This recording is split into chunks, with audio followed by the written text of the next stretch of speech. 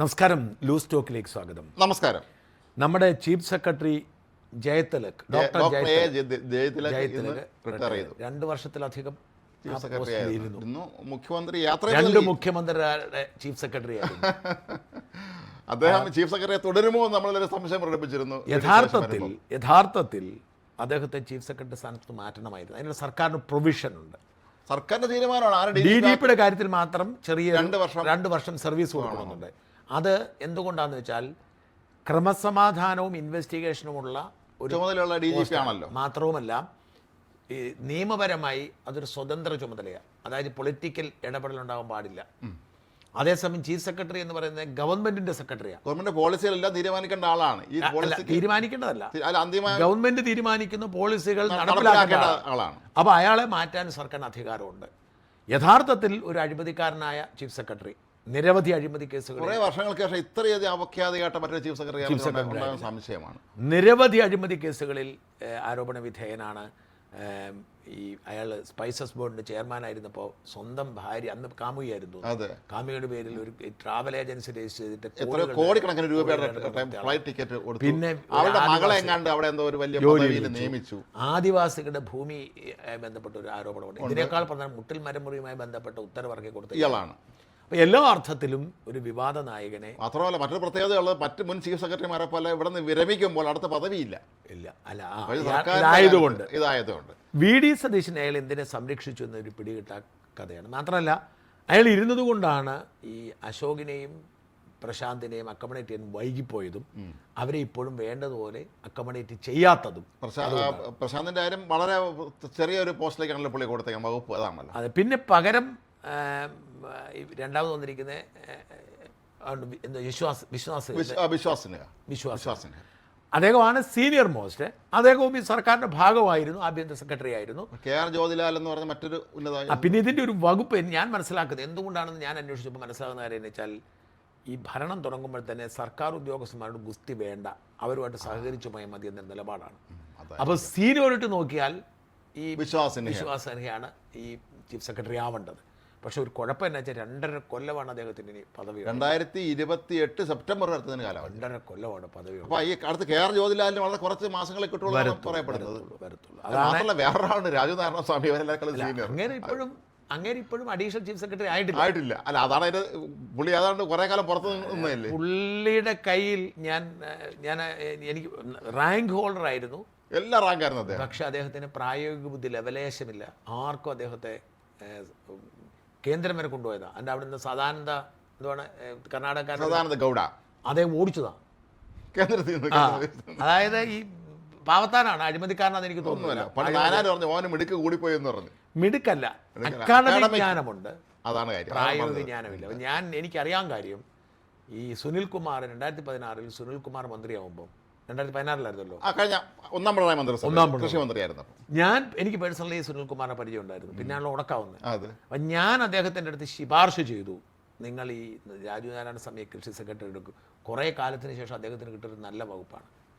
എന്നോട് എന്തൊരു തലവേദനയാണ് ഉണ്ടാക്കിയെന്നറിയുമോ എന്നോട് ചോദിച്ചു. അപ്പം അതുകൊണ്ട് രാജുനാരായണ സ്വാമിക്ക് പരിക്കേൽക്കാതെ ഇങ്ങനെ പോയി അഡീഷണൽ ചീഫ് സെക്രട്ടറി എങ്കിലും ആയി അങ്ങ് റിട്ടയർ ചെയ്യാന്നുള്ള ജോലി തന്നെ നഷ്ടപ്പെടുന്ന ഒരു അവസ്ഥയിലേക്ക് എത്തിയതായിരുന്നു. അവിടെയാണ് അദ്ദേഹം തിരിച്ചു വന്നത്. അതുകൊണ്ട് പക്ഷേ അദ്ദേഹത്തോട് നമ്മൾ സിമ്പതി കാണിക്കുക എന്നുള്ളതല്ലാതെ ഒന്നും ചെയ്യാൻ പറ്റത്തില്ല. എന്തായാലും ഈ അദ്ദേഹത്തിൻ്റെ പടിയിറക്കം വളരെ ആവേശപൂർവ്വമാണ്. കാരണം പ്രശാന്തിന്റെ ഫേസ്ബുക്ക് പോസ്റ്റ് ഉണ്ട്. അദ്ദേഹം അതിശക്തമായ ഭാഷയിൽ അതെല്ലാം കോട്ട് ചെയ്തിട്ടുണ്ട്. ഇതിന് പടം വെച്ചാണ് അദ്ദേഹം പോസ്റ്റ് ഇട്ടേക്കുന്നത്. അതായത് അത് പലരും വിമർശിക്കുന്നുണ്ട് സർക്കാരിനെ. പ്രശാന്തിനോട് ഞാൻ സംസാരിച്ചു. ഞാൻ ചോദിച്ചിടയ്ക്ക്, ഈ നിങ്ങളൊരു സിവിൽ സർവീസ് ഉദ്യോഗസ്ഥനാണ്, നിങ്ങൾ വളയത്തിൻ്റെ ഉള്ളിൽ കേണ്ട ചാടനെ ചോദിച്ചപ്പോൾ അദ്ദേഹം എന്നോട് പറഞ്ഞത്, ഈ ഞങ്ങൾക്ക് ചില കണ്ടീഷൻസ് ഉണ്ട്. അതെന്ന് പറഞ്ഞാൽ സർക്കാർ പോളിസിയെ നമ്മൾ വിമർശിക്കരുത്, സർക്കാർ തീരുമാനത്തെ വിമർശിക്കരുത്. പക്ഷെ ഒരു പൗരൻ എന്ന നിലയിൽ ഏത് വിഷയത്തെക്കുറിച്ചും അഭിപ്രായം പറയാൻ സിവിൽ സർവീസ് ഉദ്യോഗസ്ഥന്മാർക്കും അധികാരമുണ്ട്, മൗലികാവകാശമാണ്.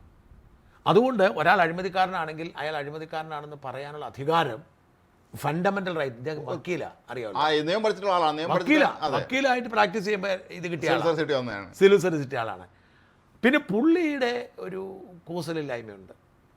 ആ കൂസലില്ലായ്മ പുള്ളിയുടെ ആ സാധനം താത്തു വെക്കണം. എനിക്ക് തോന്നുന്നു മറ്റു പല സിവിൽ സർവീസ് ഉദ്യോഗസ്ഥന്മാർക്ക് ഇതൊക്കെ അറിയാമായിരിക്കും. തങ്ങൾക്ക് ഭാവിയിൽ ദോഷം വരുമെന്ന് കരുതി കൊണ്ടാതിരിക്കുന്നതാണ്. അതിനെക്കുറിച്ച് പറയില്ല. പക്ഷേ ഇദ്ദേഹത്തെ കിട്ടിയ മന്ത്രി ആരാ? ജനീഷ് ഭാഗ്യവാനാണ്. കാരണം ആ ഒരു എല്ലാം കൈകാര്യം ചെയ്യാനുള്ള ശേഷിയുണ്ട് എന്ന് പറയുന്നത്. നല്ല വിഷനുള്ള ഒരാളാണ്. അപ്പോൾ സാധാരണ ഇതിൽ സ്പോർട്സ് കായികം എന്ന് പറയുമ്പോൾ എന്തോ ആളൊക്കെ വേണ്ടാത്തതൊന്നുമില്ല. വലിയ വകുപ്പാണ് ശരിക്കും പറഞ്ഞത്. സ്പോർട്സ് ചെയ്യാൻ പണി അറിയാമെങ്കിൽ ചെയ്യാൻ പറ്റിയതാണത്. അപ്പം ഞാൻ ഇക്കാര്യത്തിൽ പ്രശാന്തിന് പിന്തുണയാണ്. കാരണം എന്താണെന്ന് വെച്ചാൽ ഞാൻ പറഞ്ഞ സിവിൽ സർവീസ് ഉദ്യോഗസ്ഥന്മാർ അച്ചടക്കത്തിൻ്റെ വാളൊന്നൊക്കെ ഉണ്ടല്ലോ, അവർ സർക്കാരിൻ്റെ പോളിസി എതിർക്കരുത്. പക്ഷെ അവർക്ക് ഒരാൾ അഴിമതിക്കാരെന്ന് പറയുന്ന അധികാരമുണ്ടല്ലോ. ഉണ്ടല്ലോ, പൗരനധികാരം ഉണ്ടല്ലോ. പൗരനധികാരമുണ്ട്. അധികാര നിലയിൽ മാത്രമാണ് അദ്ദേഹം പ്രയോഗിക്കുന്നത്. പലർക്കും അസ്വസ്ഥതയുണ്ടാവും. അതൊന്നും അദ്ദേഹത്തെ മൈൻഡ് ചെയ്യത്തില്ല. പുള്ളിയോട് ഞാൻ ചോദിച്ചു, പുള്ളി പറഞ്ഞു എന്നെ വേണ്ടവർ എന്നെ ജോലിക്ക് എടുക്കും, എനിക്ക് എന്തായാലും എന്നെ ജോലി തന്നെ പിരിച്ചുവിടാൻ പറ്റത്തില്ല, ഞാൻ നിയമം അനുസരിച്ച് നിൽക്കുന്നത്, എനിക്ക് ശമ്പളം ഒരു തരണം. പിണറായി കാലത്ത് ഏതാണ്ട് 1.5 കൊല്ലം പുള്ളിക്ക് ചുമ്മാ ശമ്പളം കിട്ടി. എത്ര ഹസ്ബൻഡ് ചെയ്തു? നിരന്തര ഹസ്ബൻഡ് അല്ലായിരുന്നു പുള്ളിക്ക്. ഈ നടപടികൾ എല്ലാവർക്കും പിൻവലിക്കേണ്ടി വരും. അതെ. പക്ഷേ സർക്കാർ ചെയ്യേണ്ടതെന്ന് വെച്ചാൽ ഓരോ ഇൻഡിവിജ്വലിൻ്റെയും സ്വാതന്ത്ര്യത്തെ അംഗീകരിച്ചുകൊണ്ട് തന്നെ ഈ ഭരണം മുമ്പോട്ട് പോയി കഴിഞ്ഞാൽ വളരെ ഭംഗിയായിട്ട് പറ്റുമെന്ന്. ഈ പ്രശാന്തും അശോകും പി പ്രസാദിനോട് വർക്ക് ചെയ്തപ്പോൾ ഭയങ്കര ടീം വർക്കായിരുന്നു. പി പ്രസാദ് കൃഷിമന്ത്രി ആയിരുന്നപ്പം Ashok principal secretary, Prashant special secretary, ഭയങ്കര വർക്കായിരുന്നു. ഞാനന്ന് പ്രസാദിനോട് സംസാരിക്കുമ്പോൾ പ്രസാദ് പറഞ്ഞത് വെരി കംഫർട്ടബിൾ. പക്ഷേ പ്രസാദ് പോലും അറിഞ്ഞില്ല ഈ രണ്ടുപേരെയും മാറ്റിയത്. അതായിരുന്നു ഏറ്റവും വിചിത്രമായ കാര്യമാണ്. പ്രസാദിനെ പോലും പറയാതെ വരെ മാറ്റി. അത് അദ്ദേഹം ഞെട്ടിപ്പോയെന്നാണ് പറയുന്നത്. ഏതായാലും ഈ രണ്ട് ഉദ്യോഗസ്ഥന്മാരും മിടുക്കന്മാർ തന്നെയായിരുന്നു. ഒരു സംശയമുണ്ട്, അവർക്ക് ഏത് മന്ത്രിയുടെ കീഴിലാണ് അവരുള്ളത്. അത് ഇപ്പം തന്നെ higher education secretary doctor B Ashok വന്നു. അവിടെ ഒരുപാട് കാര്യങ്ങൾ മാറ്റങ്ങൾക്ക് ഇനി അശോക് കുറച്ചുകൂടെ പ്രശാന്തിനേക്കാൾ കുറച്ചുകൂടെ അച്ചടക്കവും കുറച്ചുകൂടെ വളയത്തിനകത്ത് നീക്കാൻ താല്പര്യമുള്ള ആളാണ്. പ്രശാന്ത് ഫണ്ടമെന്റൽ റൈറ്റ്സ് എന്നതാണ് പുള്ളിക്ക്. അതും കുറച്ചുകൂടെ ഒരു ന്യൂജനാണ്, കുറച്ചുകൂടെ ഫ്രീ സ്പീച്ച് എന്നുള്ളതാണ്. നമുക്ക് അടുത്ത വിഷയം കുറേയധികം വിഷയം കിടക്കാനുണ്ട്. അത് ഏതായിരുന്നു? അൻസിബയുമായി ബന്ധപ്പെട്ട് ഇതിപ്പോൾ കേസിലേക്ക് പോയി. ടിനി ടോമിനെതിരെ ഞാൻ അന്ന് ടിനിയോട് പറഞ്ഞിരുന്നു, അതായത് ഇപ്പം അൻസിബ കൊണ്ടുപോയി ടിനി ടോമിനെതിരെ ഒരു പരാതി കൊടുത്തു. ഈ പരാതി നിലനിൽക്കുന്നതല്ല, അതായത് ഒരു എവിഡൻസും ഇല്ല. ടിനി ടോം ജിഹാദിയാണ്, മതം മാറ്റാൻ ശ്രമിച്ചു എന്നൊക്കെ ആരോപണമുണ്ട്. ആര് പറഞ്ഞു? There is no evidence. അതിനെ പോസ്റ്റ് ഇട്ടിട്ടില്ല, ഒന്നുമില്ല. വലിയ രണ്ട് വിഭാഗങ്ങൾ തമ്മിലുള്ള ഗ്രൂപ്പ് വൈരം നിൽക്കുമ്പോൾ അതിലൊരു വിവാദം മാത്രമാണ്. എന്തുകൊണ്ടാണ് അങ്ങനെ ആയത് എന്നുള്ളത് നമുക്കറിയില്ല. നിസ്സാരമായൊരു വിഷയം, അങ്ങനെ ഒരു സംഭവം ഉണ്ടെന്ന് തെളിയിക്കാനും പറ്റത്തില്ല. അതുകൊണ്ടാണ് പോലീസ് അന്വേഷിച്ചിട്ട് ഇതിൽ തെളിവില്ല എന്ന് മാത്രമല്ല, പോലീസിന് കൂടുതൽ വിശ്വാസം ടിനിയോട് വരാനൊരു കാരണമുണ്ടായി. അൻസിബ ലക്ഷ്മിപ്രിയ കൊടുത്ത പരാതിയിൽ മൊഴി കൊടുക്കാൻ പോയിട്ട് പിന്നെ പറയുന്നത് എന്നെ അവിടുത്തെ SHO അതോടുകൂടി പോലീസിനെ ഈ അൻസിബയോടുള്ള ബഹുമാനം പൂർണ്ണമായും നഷ്ടപ്പെട്ടു. അതുകൊണ്ടാണ് അത്ര പ്രഷർ ഉണ്ടായിട്ടും അവരെ ഇതായിട്ട്. പക്ഷേ നമ്മുടെ രാജ്യത്തെ നിയമം എങ്ങനെയാണെന്ന് വെച്ചാൽ, നമ്മൾ പോലീസിന് പരാതി കൊടുക്കുന്നു, പോലീസ് കേസ് എടുക്കുന്നില്ലെങ്കിൽ നമുക്ക് കോടതി ഇപ്പോൾ CMB എന്ന് പറയും. CMB അപ്പോൾ നമ്മൾ CMB ഇട്ടാൽ കോടതി പോലീസിനോട് പറയും കേസെടുക്കാൻ. അതിനർത്ഥം FIR ഇടണമെന്നേ ഉള്ളൂ. ഈ CMBയിൽ പറഞ്ഞിരിക്കുന്ന വകുപ്പുകൾ ഇടണമെന്നേ ഉള്ളൂ. അല്ലാതെ CMB ഇട്ട ഉടൻ തന്നെ അത് വലിയ കുഴപ്പമായിരുന്നില്ല. CMB ഇട്ടാലും പോലീസിന് വീണ്ടും ഇതേപോലെ തന്നെ റിപ്പോർട്ട് കൊടുത്താൽ കേസ് തള്ളും. അതായത് അപ്പോൾ ഇതിനകത്തൊന്നും സംഭവിക്കത്തില്ല. ഇപ്പോൾ CMB ഇട്ടു, ഈ മറ്റേ ടിനി ടോമിനെ അറസ്റ്റ് ചെയ്യാനൊന്നും പോകുന്നില്ല. അതേസമയം മറുഭാഗത്തൊരു വിഷയമുണ്ട് കേട്ടോ. അതായത് ഇപ്പം ലക്ഷ്മിപ്രിയക്കെതിരെ പുതിയൊരു പരാതി കൊടുത്തിട്ടുണ്ട്. ലക്ഷ്മിപ്രിയ വളരെ അവരുടെ സ്വകാര്യ ജീവിതത്തെക്കുറിച്ച് മീഡിയയോട് പറഞ്ഞു. അത് ഡിഫറൻ്റ് ആണ്. അതിൽ CMB പോലീസ് തന്നെ കേസെടുക്കാൻ ബാധ്യസ്ഥനാണ്. പോലീസ് കേസെടുക്കുന്നില്ലെങ്കിൽ CMB ഇട്ടാൽ കേസെടുക്കും. അത് ഗൗരവമേറിയ വിഷയമാണ്. പക്ഷേ ടിനി ടോമിനെ പ്രതിയാക്കിയിരിക്കുന്ന ഈ കേസിൽ ഒന്നും സംഭവിക്കാൻ പോകുന്നില്ല. ഒരു FIR ഇട്ടു. ഇപ്പോൾ കോടതി പറഞ്ഞാൽ അവർ FIR ഇടും, അവിടെ വെച്ചുകൊണ്ടിരിക്കും. പോലീസ് റിപ്പോർട്ട് ആവശ്യപ്പെടും. എന്നിട്ട് ആ പോലീസ് പറയും ഞങ്ങൾ ഓൾറെഡി അന്വേഷിച്ചു. പോലീസ് റിപ്പോർട്ട് കൊടുക്കുന്നുണ്ട്, അതൊന്നും സംഭവിക്കത്തില്ല. അതിൻ്റെ അപ്പുറത്തേക്കൊന്നും സംഭവിക്കത്തില്ല. കുറേ കഴിയുമ്പോൾ ഇയാളിപ്പോൾ തന്നെ മുൻകൂർ ജാമ്യത്തിന് അപേക്ഷ കൊടുക്കും. ഈ ടിനി ടോം കോടതി അത് ക്വാഷ് ചെയ്യും. അത് കഴിഞ്ഞ് ഇത് ക്വാഷ് ചെയ്യാൻ കൊടുക്കും. മുൻകൂർ ജാമ്യത്തിനല്ല കൊടുക്കുന്നത്. നേരെ പറഞ്ഞ് ഹൈക്കോടതി ക്വാഷ് ചെയ്യാൻ കൊടുക്കും. ഹൈക്കോടതി ഇപ്പോൾ സ്റ്റേ ചെയ്യും. സ്റ്റേ ചെയ്തിട്ട് അടുത്ത കുറേ ഹിയറിങ് കഴിയുമ്പം ക്വാഷ് ചെയ്യും. വെറുതെ ഒരു ചടങ്ങ്. ഇതിനകത്ത് പ്രശ്നം എന്ന് വെച്ചാൽ, ഈ അൻസിബയെ അമിതമായി എന്തോ സംഭവിപ്പിക്കാമെന്ന് പറഞ്ഞ് പിന്നാലെ ഇതൊക്കെ തെറ്റായിട്ട് തലയെ കയറ്റി കൊടുക്കുന്ന ഒരു സംഘമുണ്ട്. അപ്പോൾ അൻസിബ ഓർത്തിരിക്കുന്നത് ഇപ്പം ടിനി ടോമിനെ പിടിച്ചാകത്തുള്ളൂ, ഒന്നും സംഭവിക്കത്തില്ല. അല്ല, ഇവർക്ക് പലർക്ക് നിയമബോധമില്ല എന്നുള്ളത് നമുക്ക് പലപ്പോഴും കാണുന്നുണ്ട്. ഇവർക്ക് ഒരു സംഘത്തിൽപ്പെട്ടവർക്ക് ഇതിനെക്കുറിച്ചൊന്നും ഒരു ധാരണയുമില്ല. ആരൊക്കെയോ ഇവരെ ഉപദേശിക്കുന്നു. ഇവർ രാവിലെ ഇറങ്ങി അടുത്ത മാധ്യമങ്ങളെ കണ്ട് ഇവരെ തോന്നിയെല്ലാം വിളിച്ചു പറയും. എന്നാൽ ഇത് ആ വഴിക്ക് അങ്ങ് പോകും. അതിനകത്ത് വലിയ കാര്യമൊന്നുമില്ല. അതോടെ ആ സംഭവത്തിൽ നമ്മൾ കൂടുതൽ സംസാരിക്കേണ്ട കാര്യമില്ല. ഈ ടിനി ടോം ഇതേക്കുറിച്ച് മിണ്ടാതിരിക്കുക എന്നുള്ളതാണ് ഇതിനകത്ത് വഴി. ഇത് പ്രതികരിക്കുകയോ വികാരം കൊള്ളാതിരിക്കുക. ഇവരുടെയൊക്കെ പ്രശ്നം ഇവരെല്ലാം വികാര ജീവികളാണ്. പലരും വൈകാരികമായി പ്രതികരിക്കും. കഴിയും. അത് കഴിഞ്ഞു. പിന്നെ നമുക്കുള്ള അടുത്ത വിഷയം എന്തായിരുന്നു രാജ്മോഹൻ? SFIയുടെ ബ്ലൈഡ് ആരെന്ന് പിടിച്ചിട്ടുണ്ട്. പറ. ബ്ലൈഡ് SFIയുടെ കഴിഞ്ഞ ദിവസം തിരുവനന്തപുരം സെക്രട്ടേറിയറ്റിൽ നടന്ന SFI മാർച്ചിനോടനുബന്ധിച്ച് ബ്ലൈഡ് വെച്ച ആളുടെ പോലീസുകാരെ കയറിയ സംഭവം ഉണ്ടല്ലോ, അതിൽ അവരുടെ തിരുവനന്തപുരത്ത് ജില്ലാ സെക്രട്ടറി തന്നെ ഇന്ന് പോലീസ് പിടികൂടിയിട്ടുണ്ട്.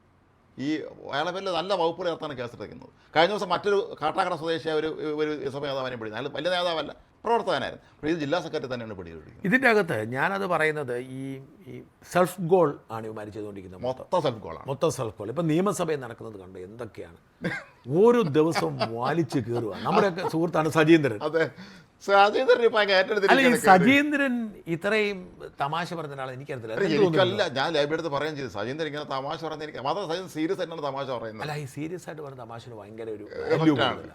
നമ്മൾ ഈ സ്റ്റാൻഡപ്പ് കൊമേഡിയൻസിനെ ശ്രദ്ധിച്ചിട്ടുണ്ട്. അവർ സീരിയസ് ആയിരിക്കും, അവരിങ്ങനെ ഗൗരവത്തോടെയല്ലേ പറയുന്നത്.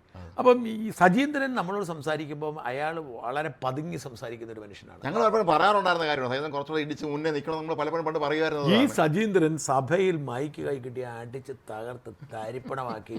രണ്ടാം തവണ, ആദ്യത്തെ തവണ നേരത്തെ ആദ്യത്തെ ദിവസം പി രാജീവിനെ എല്ലാവരും നശിപ്പാക്കി. ഇതിപ്പോ ഇതിന്റെ അകത്ത് നമ്മൾ കിണർകോലിനാണ് പുള്ളി പിടികൂടി. കിണർകോലിനെ പിടികൂടി. അത് കഴിഞ്ഞ് പിണറായി വിജയൻ കടക്കോപ്പുറത്ത് എല്ലാ സിനിമയായിട്ട് കണക്ട് ചെയ്ത് കടക്കോപ്പുറത്തെ മറ്റേത് മറിച്ചത് വീട്ടിൽ പോയി ചോദിക്കും. അതൊരു സിനിമയുടെ ഡയലോഗ്. പഴയൊരു സിനിമ നമുക്ക് അറിയില്ലായിരുന്നു ആ സിനിമയെ കുറിച്ച്. വീട്ടിൽ പോയി ചോദിക്കാൻ പറയാം. എല്ലാം പഠിച്ച് അത് നന്നായിട്ടാ. അത് ഒരു നിയമസഭയില്ല അങ്ങനെ ഒരു ചില ആളുടെ ആവശ്യം. പണ്ട് നമുക്കറിയാം ലോനപ്പം അടിക്കുമായിരുന്നു. അദ്ദേഹത്തിന്റെ അടി എന്നൊക്കെ പറഞ്ഞാൽ അന്തം കൂട്ടാണ്. പക്ഷെ അതൊരിക്കലും ആരും വേദനിപ്പിക്കുന്നുണ്ട് സ്ഥിതിയായുള്ള സമയത്തൊക്കെ. അത് വേറെ സ്റ്റൈലാണ്. ഇപ്പൊ നമ്പാടനായിരുന്നു അവിടെ കറക്റ്റ് ആള്, ഓരോന്ന് പറയുന്നുണ്ടല്ലോ അദ്ദേഹം. ആ നമ്പാടന്റെ റോൾ ഏറ്റെടുത്തിരിക്കുകയാണ്. ഇതുവരെ നമ്മൾ ഈ സജീന്ദ്രൻ ഇങ്ങനെ അതിനുമുമ്പ് 2 ടൈം MLA ആയിരുന്ന ആളാണ്. അന്നും പുള്ളി ഒരിക്കലും സീരിയസ് ആയിട്ട് ചർച്ച നടത്തി പറഞ്ഞ് പോവുകയുണ്ടായിരുന്നുള്ളൂ. പക്ഷെ ഇപ്പൊ പുള്ളി ഇത്ര തമാശ. നമ്മുടെ ബഷീറിന്റെ അഭാവം, PK ബഷീർ മന്ത്രിയായി. PK ബഷീർ ആയിരുന്നു ഇപ്പൊ ഉണ്ടായിരുന്ന മകനാണ്. അപ്പൊ PK ബഷീറിന്റെ അഭാവം ഇനിയിപ്പം സജീന്ദ്രൻ ഇങ്ങനെ പോയാൽ. ആരോ ഫേസ്ബുക്കിൽ അത് ഇട്ടുകയും ചെയ്തിട്ടുണ്ടായിരുന്നു. ഈ PK ബഷീർ മന്ത്രിയായതോടുകൂടി അവിടെ ഒരു തമാശക്ക് ഇത്തരം കാര്യങ്ങൾ അടിച്ചോളല്ലോ തീർച്ചയായിട്ടും. അപ്പം ഇത് ഒരു ഭയങ്കര രസകരം മാത്രമല്ല അവസ്ഥ ആലോചിച്ചു. ഇതെല്ലാം കണ്ടും കേട്ടോ അതിനുവേണ്ടിയുള്ള ആകസാരം വന്നിരിക്കുന്നത്. എന്തൊരു അവസ്ഥ. ഇന്നും ഞാൻ ശ്രദ്ധിച്ചു നമ്മുടെ സതീശന്റെ മറുപടിയെ മൊയ്തീൻ സ്ത്രീകൾക്ക് വേണ്ടി വാദിച്ചു. അത് CPM-ന്റെ ഒരു തട്ടിക്കൂട്ട് പ്രസ്ഥാനമായിരുന്നു. ആ എന്താ സ്ത്രീ സുരക്ഷ എന്നൊക്കെ പറയുന്ന സാധനം ഉണ്ടല്ലോ, 2 മാസം അവർ കാശ് കൊടുത്തിട്ടുള്ളൂ. ഫെബ്രുവരി മാർച്ച് മാത്രം ഇത് കൊടുത്തിട്ടില്ല. അപ്പൊ എന്നാ മറുപടിയാണ്. പിന്നെ ഉത്തരമില്ല. സതീശൻ പറഞ്ഞു കഴിഞ്ഞാൽ പിന്നെ ഒന്നും പറയാൻ ആർക്കും ഇല്ല. എല്ലായിടത്തും ഇതാണ് സംഭവിച്ചുകൊണ്ടിരിക്കുന്നത്. സതീശൻ ആഞ്ഞടിക്കുന്നു, അവർ പിന്നെ ശരി. അതായത് ഇവർ പ്രതിപക്ഷം എന്ന നിലയിൽ എന്തോ പറയാൻ വേണ്ടി ഒരു ശ്രമം നടത്തുന്നു. ആ ശ്രമത്തിൽ അവരുടെ പണി പൂർത്തിയാക്കിയിട്ട് ഇരിക്കുന്നു. സതീശൻ ഗോൾ അടിച്ചുകൊണ്ട് പോകുന്നു. എല്ലാത്തിലും അല്ല, മാത്രമല്ല ഇവരൊരു ദുരന്തം എന്താണെന്ന് വെച്ചാൽ ഇവർക്ക് എന്തെങ്കിലും പറയണ്ട. പ്രതിപക്ഷം അവിടെ ഇരുന്നുകൊണ്ട് എന്തെങ്കിലും വായം പൊട്ടിരിക്കണം എന്ന് പറയാൻ പറ്റും. പറയാൻ വേറെ ആർക്കും അറിഞ്ഞുകൂടാ. ആ ഉള്ളത് പിണറായിയാണ്. CPI-ക്കാർ ഇതിൻ്റെ ഇടയ്ക്ക് സ്പീക്കർ അടിപൊളിയാണ്. അതിനിടയ്ക്ക് ഇപ്പോൾ സോഷ്യൽ മീഡിയ ഭയങ്കര രസം വരുന്ന ഒരു സാധനം ശ്രദ്ധിച്ചിരുന്നു. അതായത് നമ്മുടെ രാജൻ ഇറങ്ങിപ്പോകുന്ന സമയം ഞങ്ങൾ ഇറങ്ങിപ്പോവുകയാണ്. ആയിക്കോട്ടെ. ഇനി ഇത് പറയുമ്പോൾ ഒരു കാര്യം കൂടെ പറയാതിരിക്കാൻ പറ്റില്ല. സ്പീക്കർ അടിപൊളിയാണ് കേട്ടോ. കേരളത്തിന്റെ ചരിത്രത്തിൽ ഏറ്റവും മികച്ച നല്ല സ്പീക്കർ ആയിരിക്കും. ഒന്ന് അദ്ദേഹത്തിന് പക്വതയുണ്ട്, സീനിയറാണ്. അദ്ദേഹം മുഖ്യമന്ത്രി പോലും ആകാൻ യോഗ്യതയുള്ള ഒരാളാണ്. ഇന്നത്തെ കേരള നിയമസഭയിലെ നേതാക്കന്മാരിൽ കോൺഗ്രസിൽ ഏറ്റവും സീനിയറാണ്. അപ്പൊ അതുകൊണ്ട് തന്നെ അദ്ദേഹത്തെ ആദരിക്കും. ഈവൻ മുഖ്യമന്ത്രിക്ക് പോലും അദ്ദേഹത്തോടെ ഒരു പിള്ളേരെ കൊണ്ട് പിണറായി വിജയന്റെ കീഴിൽ ഷംസീറോ രാജേഷ് ഇരിക്കുന്ന പോലെ അല്ല. അത് 91 മുതൽ സ്ഥിരം MLA ആയിരുന്ന ആളാണ്. വളരെ മുതിർന്ന ആളാണ്.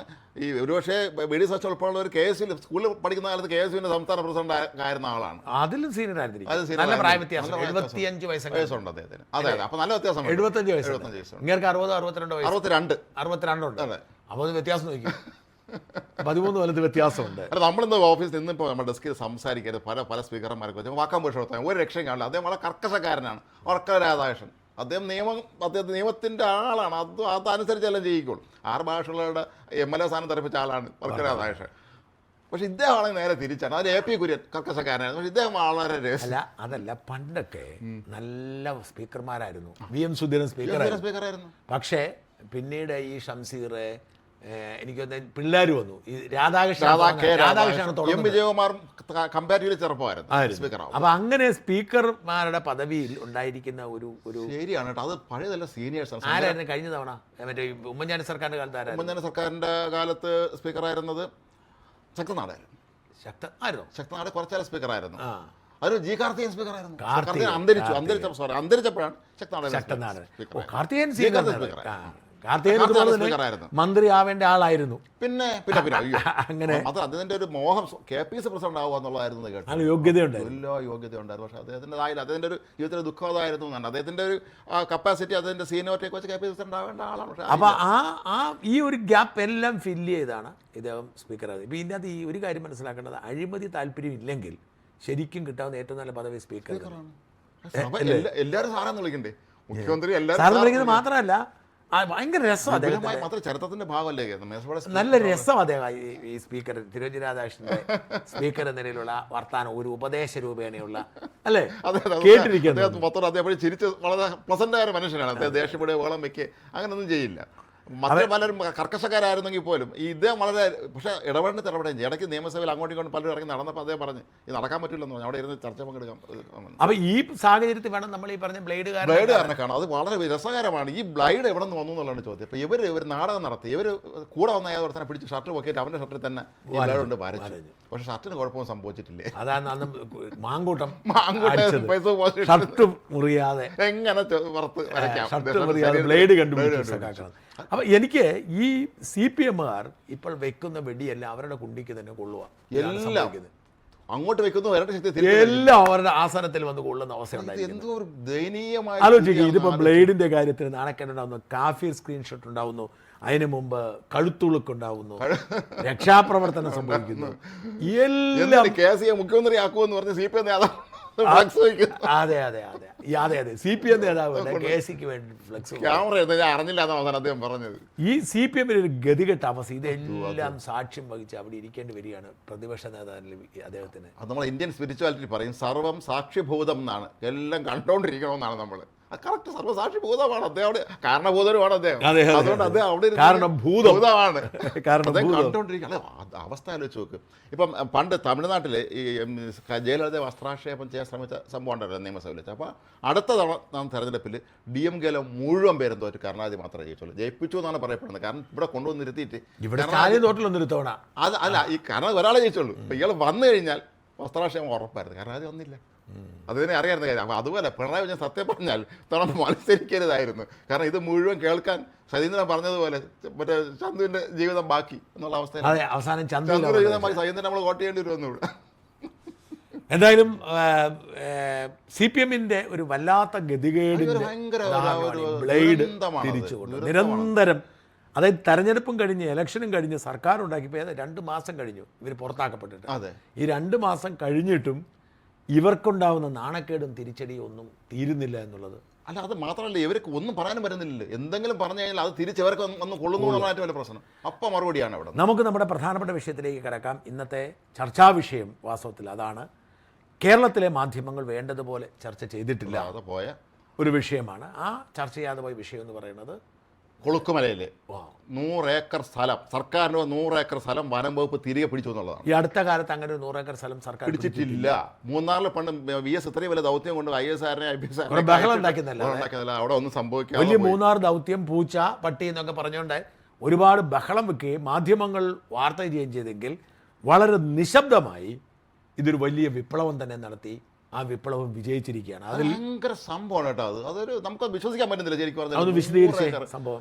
ഏതായാലും ഈ പിന്നെ ഹാരിസൺ മലയാളം പ്ലാന്റേഷൻസ് എന്ന് പറഞ്ഞ സ്ഥാപനത്തിന് 71-ലോ മറ്റോ ആണ് ഈ സ്ഥലം ആദ്യം അവർക്ക് വിറക് വേണ്ടി മരങ്ങൾ വളർത്താൻ വിട്ടുകൊടുക്കുക. ബാക്കി 100 ഏക്കർ സ്ഥലം സർക്കാരിന് വിട്ടുകൊടുക്കണമെന്ന് പറഞ്ഞ തീരുമാനമായതാണ്.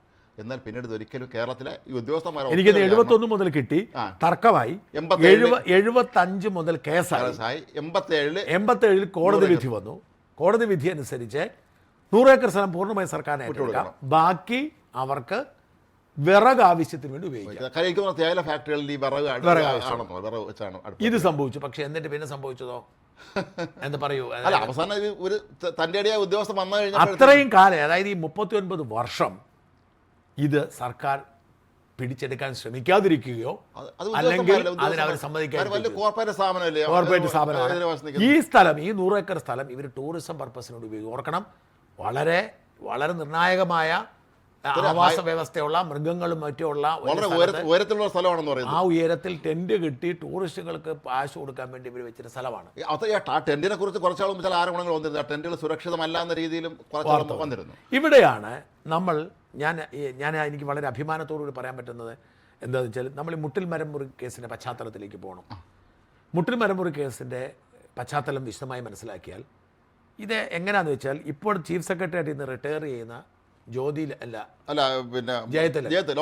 ജയതിലക്ക് റവന്യൂ പ്രിൻസിപ്പൽ സെക്രട്ടറി ആയിരുന്നപ്പോൾ ഈ മരമുറിക്കാർക്ക് വേണ്ടി അല്ലെങ്കിൽ പല മരമുറിക്കാർക്ക് വേണ്ടിയും ഒരു കൃത്രിമമായ ഓർഡർ ഇറക്കുവാണ്. അതായത് 1977 ശേഷം കൈവശമുള്ള ഭൂമിയിൽ താനേ മുളച്ചു വന്ന മരങ്ങൾ വെട്ടാം. അതാണ് അവിടെ പോയിന്റ്. താനേ മുളച്ചു വന്ന മരങ്ങൾ ആ മരങ്ങളിൽ ക്ലാസിഫിക്കേഷൻ നിലവിലുള്ള നിയമം അനുസരിച്ച് ചന്ദനം, ഈട്ടി, തേക്ക് മുതലായ ഒരു മഹാഗണിയല്ല, വേറൊരു സാധനമാണ്. ഈ ഒരു ലിസ്റ്റിൽ തൊടാൻ പാടില്ല. അതായത് താനേ മുളച്ചു വന്നതാണേലും അല്ലാത്തതാണെങ്കിൽ തൊടാൻ പാടില്ല. ഈട്ടിയും ചന്ദനവും പറ്റത്തേയില്ല.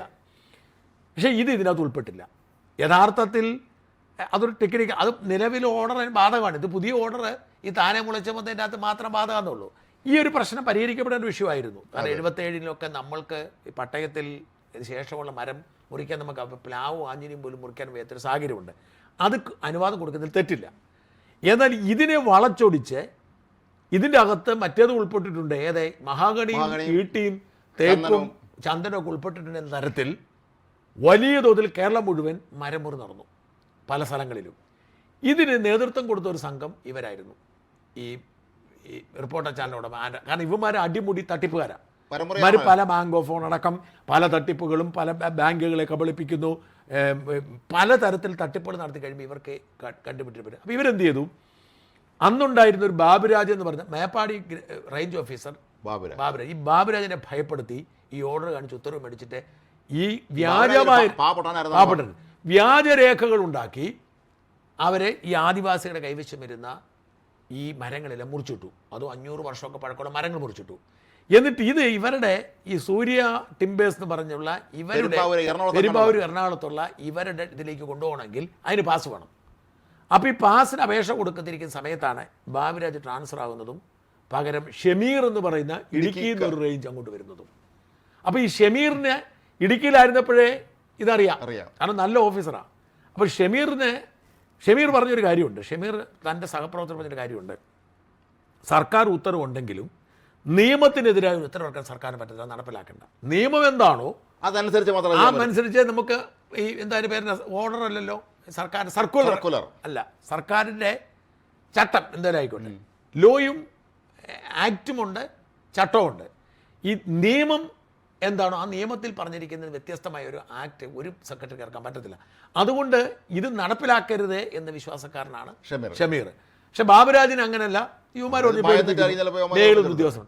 അപ്പോൾ എന്ത് ചെയ്തു, ഷമീർ അവിടെ ചെന്നപ്പോൾ കാണുന്നത് ഈ മരം കൊണ്ടുപോകാൻ വേണ്ടിയിട്ടില്ല. അപ്പോൾ ഷമീർ പോയി കണ്ടു, ഈ കോടിക്കണക്കിന് രൂപയുടെ മരം മുറിച്ചിട്ടിരിക്കുക. അപ്പോൾ ഷമീർ എന്ത് ചെയ്തു, ഒന്നും മിണ്ടിയില്ല. ഷമീറിൻ്റെ അടുത്ത് യുവമാർ ഒന്ന് വരട്ടി, ഉടനടി തരണം, ഞാൻ ഉത്തരവുണ്ടെന്ന് പറഞ്ഞു. ഷമീർ പറഞ്ഞു നോക്കട്ടെ, പരിശോധിക്കാമെന്ന് പറഞ്ഞു. പിന്നെ പരിശോധിച്ചില്ല, ഞങ്ങൾ പരിശോധിപ്പിക്കുന്നു പറഞ്ഞ് വരട്ടാൻ വന്നു റോജി, ഈ ആൻഡ്രോയുടെ ചേട്ടൻ. അപ്പോൾ പറഞ്ഞു നിങ്ങൾ സർട്ടിഫിക്കറ്റ് മേടിച്ചോണ്ടാൻ പറഞ്ഞു. അപ്പോൾ ഇയാൾ കൊടുത്തത് അയാൾ പറഞ്ഞു തഹസിൽദാർ സർട്ടിഫിക്കറ്റ് വേണമെന്ന് പറഞ്ഞു. അപ്പോൾ തഹസിൽദാർ സർട്ടിഫിക്കറ്റ് പോയപ്പോൾ ഇയാൾ ഓർത്തിടയിൽ ചിലപ്പോൾ ഇവൻ തഹസിൽദാർ സർട്ടിഫിക്കറ്റ് കൊണ്ടുവരുള്ളൂ. പുള്ളി എന്ത് ചെയ്തു, ഇവരുടെ അപേക്ഷ തള്ളിക്കൊണ്ട് ഇത് ഇവർക്ക് അവകാശപ്പെട്ടല്ല സർക്കാരിന് സാധനം, ഇത് സീസ് ചെയ്തുകൊണ്ട് പുള്ളി ഒരു ഉത്തരവ് ഇറക്കി. ഇവന്മാരുടെ പ്രോബ്ലം എന്ന് വെച്ചാൽ 1.5 കോടി രൂപ ഇവന്മാർ ഒരു ബയറോട് വാങ്ങിയിരുന്നു, അഡ്വാൻസ്. അപ്പോൾ ഇവർക്ക് കുറേ ലോറി കൊണ്ടുപോയേ പറ്റൂ. ഇവരുടെ അഹങ്കാരം, അതായത് ഈ പിണറായി വിജയനോടുള്ള ആത്മവിശ്വാസം കാരണം ഇവന്മാർ പല ലോറിയിൽ സാധനം കൊണ്ടുപോയി. ഈ വിവരം ഞാൻ മനസ്സിലാക്കുന്നതനുസരിച്ച് ബയർ തന്നെ ഒറ്റിയെന്നാണ് ഞാൻ മനസ്സിലാക്കുന്നത്. ഈ വിവരം ഈ വിവരം അറിയിക്കുന്ന ആരെയും അറിയോ, ഈ ഷമീർ അറിഞ്ഞില്ല. ഈ വിവരം അറിയിക്കുന്നത് വിനോദ് കുമാർ എന്ന് പറഞ്ഞ ഡി കെ വിനോദ് പറഞ്ഞ കാടിനെ സ്നേഹിക്കുന്ന ആ ഓഫീസറാണ്. അദ്ദേഹം അന്ന് നോർത്തേൺ CCF ആണ്, chief conservative forest northern sector.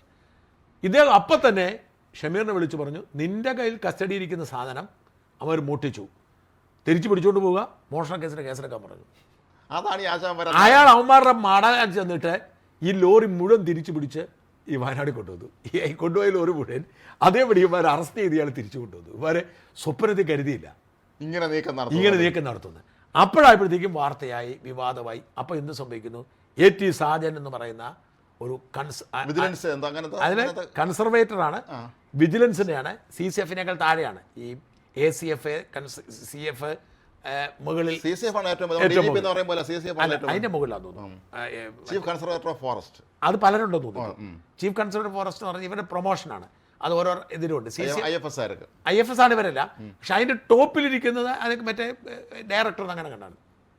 എന്തായാലും ഈ സാജൻ വരികയാണ് ഷമീറിനെ കാണാൻ. ഷമീറിനെ കാണാൻ വന്നിട്ട് സാജൻ പറഞ്ഞു, ഞാൻ വിജിലൻസിൻ്റെ ചുമതലയുള്ള ആളാണ്, ഉടനടി ഇത് റിലീസ് ചെയ്തോളാൻ പറഞ്ഞു. പുള്ളി പറഞ്ഞു, ഞാൻ ഇൻവെസ്റ്റിഗേഷൻ ഓഫീസറാണ്, മര്യാദയ്ക്ക് പൊക്കണം പറഞ്ഞു. ഇവിടെ കിട്ടിയോ? ഇതോടുകൂടി എന്ത് സംഭവിച്ചു? ഇയാൾ ചുമതല എടുക്കുന്നതിൻ്റെ തലേ ദിവസം, അയാൾ ചുമതല എടുക്കുന്നല്ലോ, വന്നതേ ഉള്ളൂ.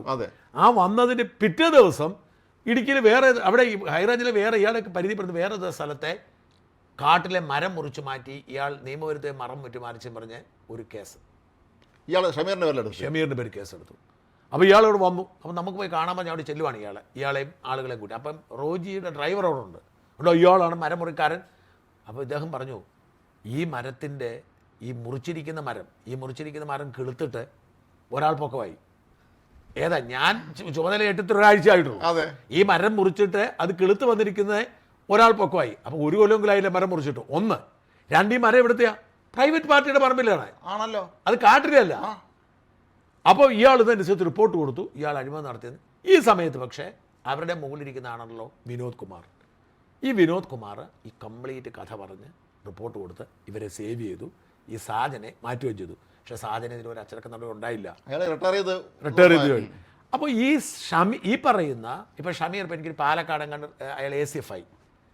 ഈ വിനോദ് കുമാർ ഇപ്പം ഇടുക്കിയിൽ CCF ആയി, ചീഫ് കൺസർവേറ്റീവ് ഫോറസ്റ്റ്.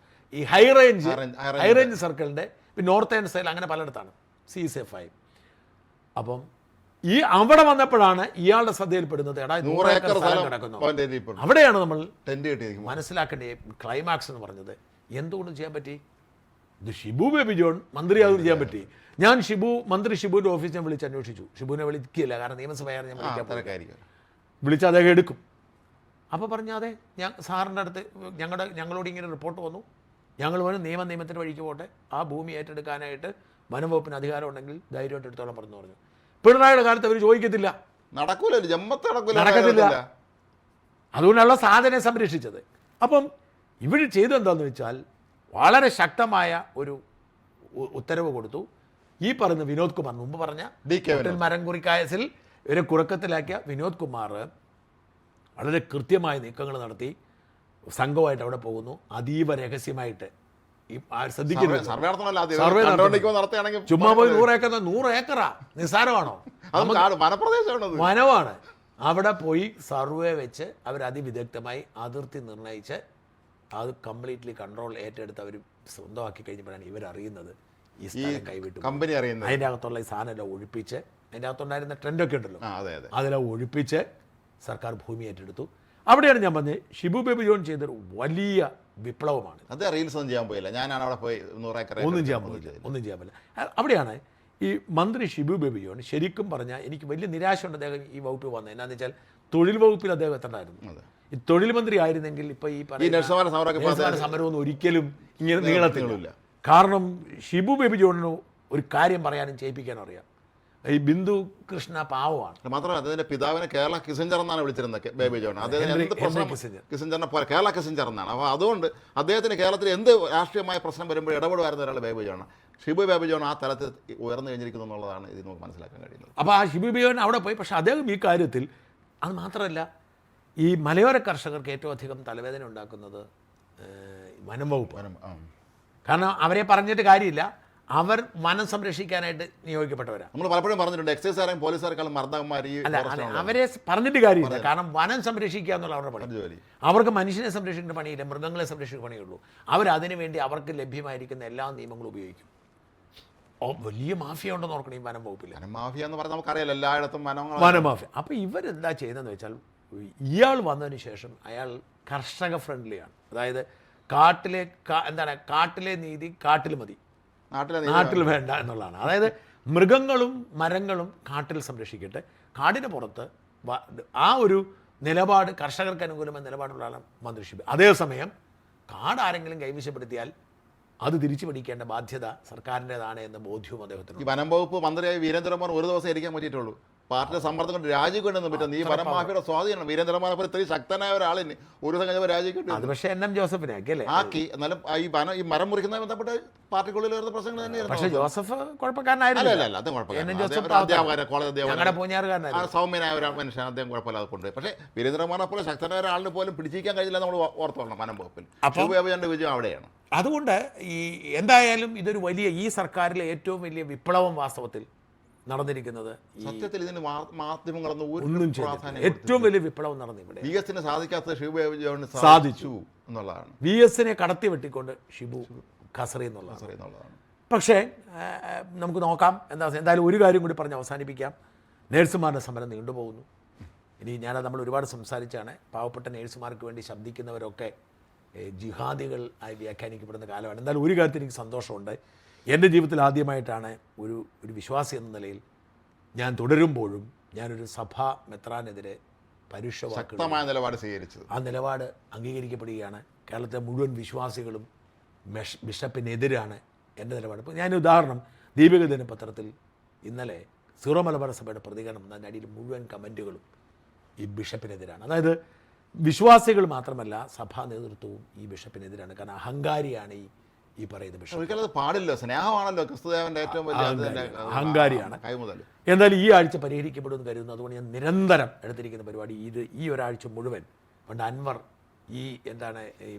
ഇനി കുറച്ചു കാലം ഷാജൻ സ്കറിയ ജയിലിലാവുന്നവർ വരെ എൻ്റെ ഫേസ്ബുക്ക് പേജ് ഷാജനെതിരായിരിക്കും എന്ന് പറഞ്ഞ് ഇട്ടത് മാതിരി തൽക്കാലം ഈ നേഴ്സുമാരുടെ സമരം തീരുന്നത് വരെ ടാർഗറ്റ് ചെയ്ത് ഈ ബിഷപ്പിനെ ആക്രമിക്കാൻ തീരുമാനിച്ചിരിക്കുക. കാരണം എന്ന് വെച്ചാൽ അഹങ്കാരിയായ മനുഷ്യൻ്റെ മുഖം ലോകം അറിയണം.